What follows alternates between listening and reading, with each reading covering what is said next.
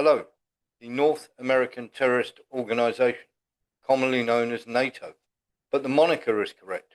That is all they are, all they ever will be. This nominal pipe dream of an EU army free from licking the boots of America is delusional beyond belief. He who pays the bill calls the tune, and that, without doubt, is the US of A. The school bully with its fawning bunch of mewling sycophants trailing in its wake. It's honestly like being back at school. Just think about it. Stop and think about it for a second.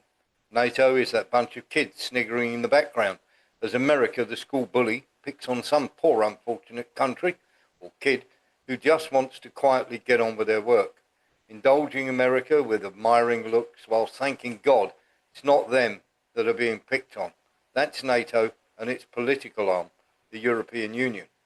Von der Leyen, Callis, Sandu, etc.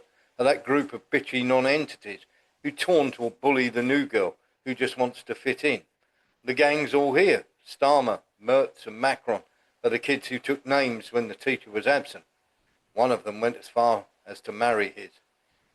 All doing exactly what the school bully wants. You want to be part of the NATO gang, Ukraine? You have to do a dare first.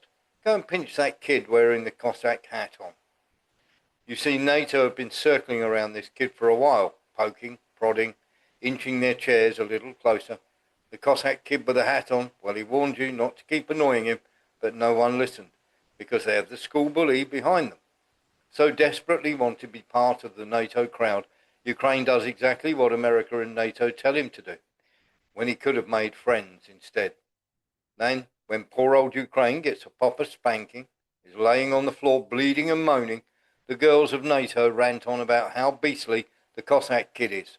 Meanwhile, the NATO boys, well, they're well up for it. They get into a huddle and tell everybody exactly what they're going to do to the Russian kid, but not without the school bully backing them.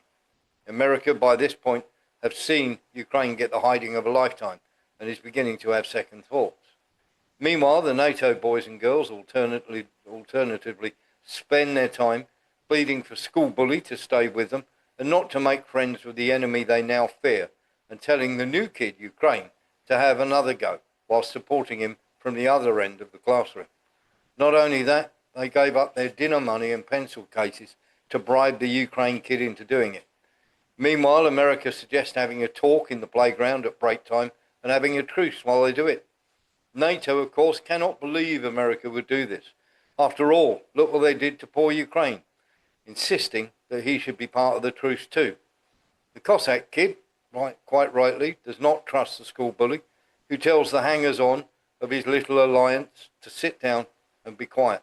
A few of the other kids in school would rather be friends with the Cossack lad, who has shown he can handle himself quite well. That is what NATO is. It's a shrill, shrieking collection of inadequate wannabes, long-on speeches, and terrified of confrontation against a real opponent instead of the weaklings they normally pick on. A litany of nobodies desperate to be somebody. That's why every other kid in the school should turn around and say no to NATO.